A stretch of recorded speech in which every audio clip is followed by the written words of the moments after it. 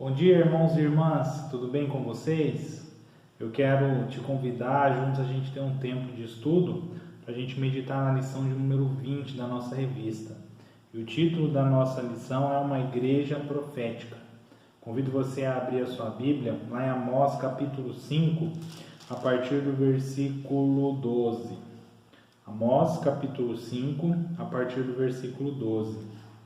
A palavra do Senhor nos ensina o seguinte: porque sei serem muitas as vossas transgressões e graves os vossos pecados. Afligis o justo, tomais suborno e rejeitais os necessitados na porta. Portanto, o que for prudente guardará então silêncio, porque é tempo mau. Buscai o bem e não o mal, para que vivais, e assim o Senhor, o Deus dos exércitos, estará convosco, como dizeis. Aborrecei o mal e amai o bem, e estabelecei na porta o juízo. Talvez o Senhor, o Deus dos exércitos, se compadeça do restante de José. Vamos orar antes da gente conversar um pouco sobre essa lição? Pai, nós te agradecemos por esta manhã, por esse dia, por nossas vidas, Deus, porque as tuas misericórdias, o seu cuidado, a sua graça, Deus, tem se renovado sobre as nossas vidas. Continua a cuidar de nós, nos ensina sobre a tua palavra, ministra-nos. Esse é o nosso desejo em nome de Jesus. Amém. Então hoje a lição ela vai falar que nós precisamos ser uma igreja que é profética. E como a gente começa a pensar sobre isso? A gente pensa na nossa sociedade, a igreja ela está inserida na sociedade, ela está no mundo, e o mundo que é mau, que é corrupto, onde muita coisa injusta acontece. E a igreja ela não pode ser influenciada por esse mundo, pelo contrário, a igreja tem de fazer diferença neste mundo. Então nós precisamos ter essa noção de que o mundo é mau, de que o mundo precisa de Deus. Infelizmente algumas igrejas se deixam levar por esse mundo. E nós que estamos ali, que estamos dentro da igreja, ao perceber isso, quando a igreja talvez é levada por coisas que não tem nada a ver com a vontade de Deus, nós precisamos ter voz para dizer, para chamar a atenção, para contribuir, para que aquela igreja torne novamente ao Senhor e para que a sociedade também tenha essa oportunidade.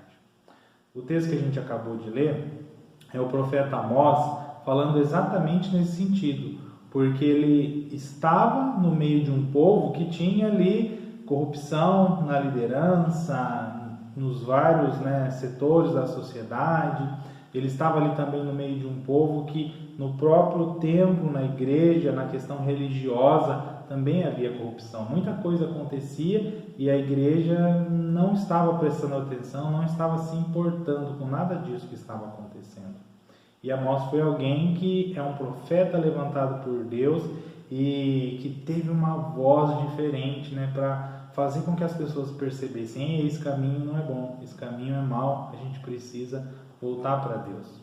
E talvez quando eu falo sobre nós sermos igreja, sobre nós sermos essa voz profética, talvez você pense, mas o que eu vou falar? O que eu posso fazer? Quando eu olho para a vida do profeta Amós, a revista vai dizer que ele era uma pessoa simples. Ele era um boiadeiro que fazia parte desse grupo de pessoas simples, desse grupo que estava sendo oprimido, que estava passando necessidade, que estava vivendo dificuldade. E essa pessoa que muitas vezes aos nossos olhos é alguém que não teria voz, que não poderia fazer nada, o que esse homem vai poder fazer? Ele não se deixou levar por isso, ele não teve a atitude que muitas vezes nós temos: mas eu sou menor, eu sou mais um, que diferença eu vou fazer? Hoje é um dia que fica fácil a gente pensar num exemplo sobre isso. Hoje nós estamos num dia onde é o dia de eleições, onde prefeitos, vereadores serão eleitos. E às vezes a gente, ao pensar no nosso voto, essa mesma forma de pensar toma conta do nosso coração. Mas é só o meu voto, é só mais um voto, que diferença vai fazer? Eu não estou nem com vontade de votar. Meu desejo é ir lá e votar nulo, meu desejo é ir lá e votar em branco. Como se a nossa voz, como se o nosso voto não fosse fazer diferença.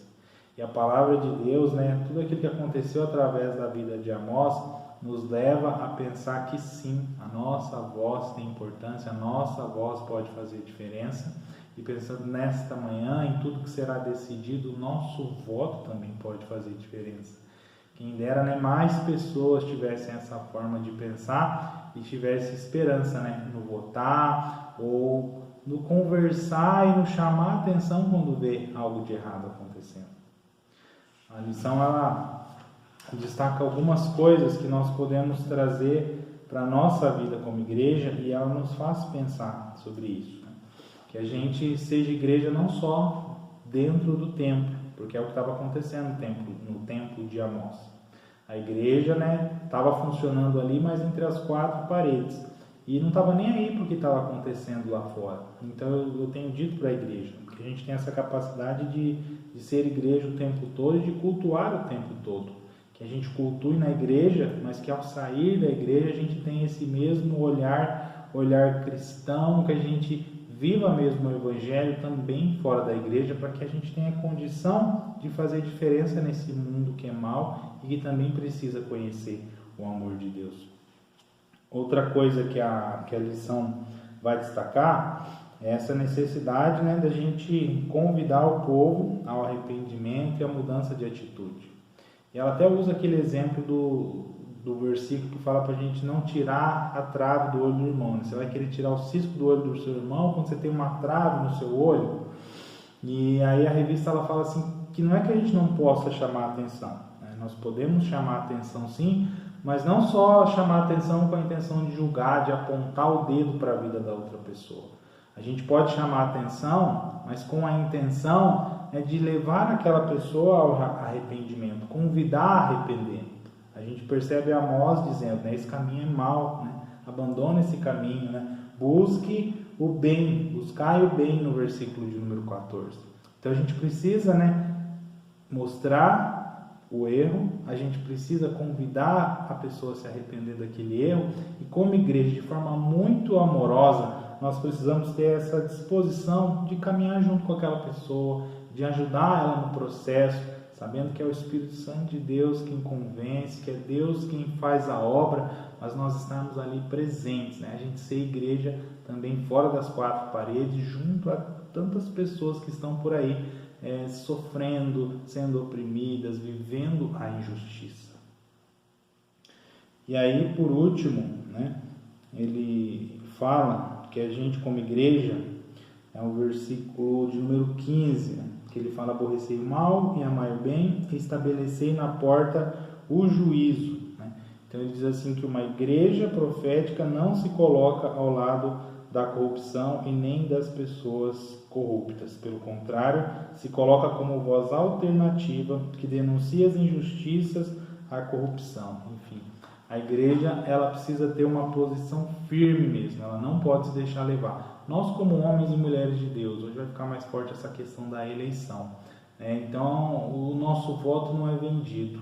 A pessoa que a gente sabe que tem más intenções no seu coração, de forma alguma a gente vai entregar o nosso voto a essa pessoa. E isso é em tudo na vida, em tudo na sociedade, nas coisas que acontecem, né? E a gente tem que fugir de tudo que é errado. A gente precisa buscar mesmo viver corretamente e ser exemplo para as pessoas que estão aí, né?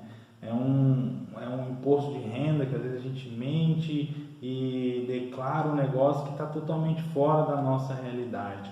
É um suborno, às vezes é um policial que para o carro e a pessoa quer dar ali R$50, R$20 para evitar uma multa. A gente tem que fugir de toda essa aparência do mal e a gente precisa ter uma postura correta mesmo, ser igreja dentro e fora das quatro paredes.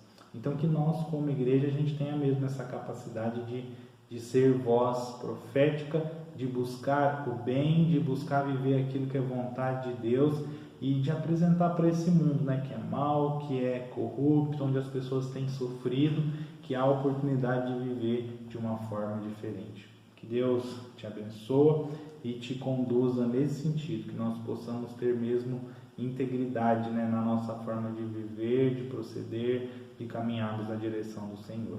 E eu quero ter uma palavra de oração com você. Não sei como está seu coração, talvez você ache, né, que não vai fazer diferença com a sua voz, que não pode acontecer nada através da sua vida, que a gente guarde mesmo esse exemplo de Amós e que Deus incomode, que Deus inquiete o seu coração e te dê essa esperança e te dê essa certeza de que você pode sim, no Senhor, né, através da palavra dele, de tudo aquilo que ele nos ensina, fazer sim a diferença. Vamos orar?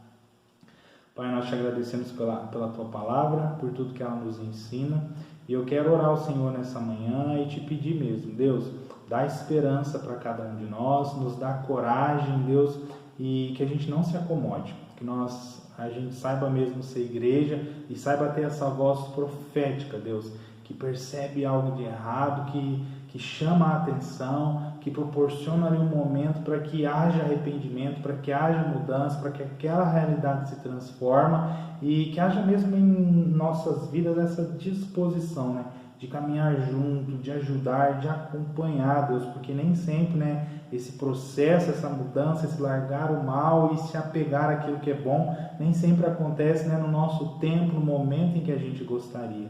Mas que a gente saiba ter paciência e caminhar com o Senhor e que nada, né, roube o nosso ânimo, que nada nos desanime, que assim como foi com Amós, que a gente tenha essa coragem de ir, de falar, de profetizar mesmo. Nos abençoe esse dia, abençoe as eleições, Deus, nos dá mesmo esperança, vontade de participar, certeza de que podemos fazer a diferença. Abençoe a semana que se inicia, em nome de Jesus. Amém. Que Deus abençoe o seu domingo, que Deus abençoe a sua semana.